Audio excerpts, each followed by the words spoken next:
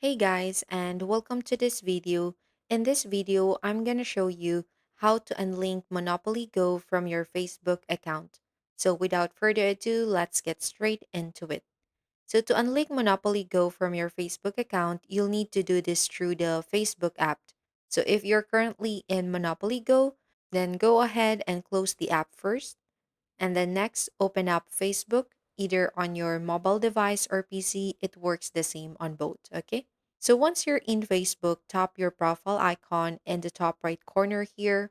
And from there, scroll up slightly until you see settings and privacy. And then just select it. And after that, tap on settings here. So in the settings menu, scroll down to the section called Your Activity, where you will find an option for apps and websites. So tap that, and then you'll be taken to a page that shows all the apps and websites connected to your Facebook account. So just locate Monopoly Go in the list. If you have many apps listed, you might need to press See More and scroll until you find it. So once you've found Monopoly Go, just tap on it, and this will take you to another screen where you'll see a blue Remove button at the top.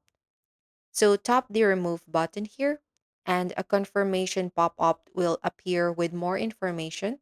So to finalize, just press the blue Remove button at the bottom of the pop-up here.